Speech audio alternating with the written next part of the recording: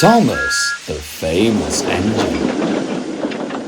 One day, the Fat Controller spoke to all the engines in the big station. John Fairley, a famous artist, is going to the railway to paint one of my engines. The painting will be put on show and lots of people will see it. All the engines secretly hoped that Mr. Fairley would choose them.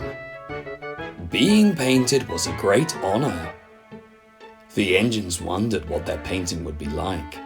Crowds of people would come and admire them. Mr. Fairley could paint me as a hard-working little engine, said Percy excitedly, with my trucks in the yard. He'll want something striking, James said smugly, and you don't get much more striking than a splendid red engine like me. My painted shiny brass will look magnificent. Striking indeed, chortled Gordon. He'll want to do a painting of me steaming along, fast and powerful. Something people can admire, and in your case, aspire to.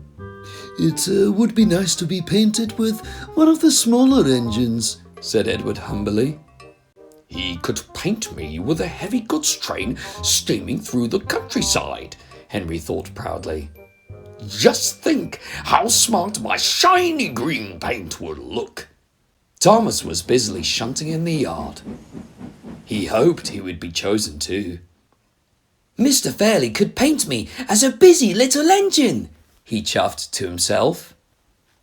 Soon Mr. Fairley arrived on the railway and began looking at all the engines. Everyone wanted to be chosen, but he could only paint one. Which would it be? Gordon, Henry, and James waited impatiently in the yard, trying to pose as impressively as possible. Percy meandered around pretending to marshal trucks into sidings, hoping he'd be noticed by Mr. Fairley.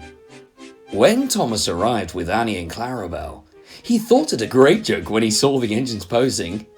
Am I the only one doing any work today? He chuckled as he prepared to go and shunt trucks to take to the mines. Mr. Fairley caught sight of Thomas and smiled. Hold on a minute, he called, and stopped Thomas as he made his way to the yards. He turned to the Fat Controller. I'm going to bet Thomas because he is keen and busy, and he has a cheeky face. Thomas was pleased. The next day, he stayed in the big station as the others steamed off for the day. Percy was going to do Thomas's work. He was looking forward to working with Annie and Clarabel. Mr. Fairley told Thomas what to do. Back a bit, he said. Now, keep quite still. Don't move, Martha. Thomas had to stay still for hours while Mr. Fairley painted. He couldn't move at all. He felt very bored indeed. Thomas worried about his branch line. I hope Percy runs the trains to time, he thought. It wouldn't do if the passengers were late. He wouldn't wait to get back to work. It was a long, boring day for Thomas. But at last, Mr. Fairley's painting was finished. Thank you for your patience, Thomas. You've been an excellent subject matter. Mr. Fairley turned his canvas to let Thomas see the finished painting. Thomas thought it looked splendid, but was glad it was all over.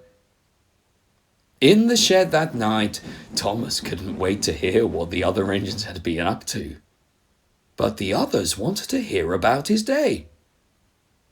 What was it like being painted? Asked Percy. Good fun?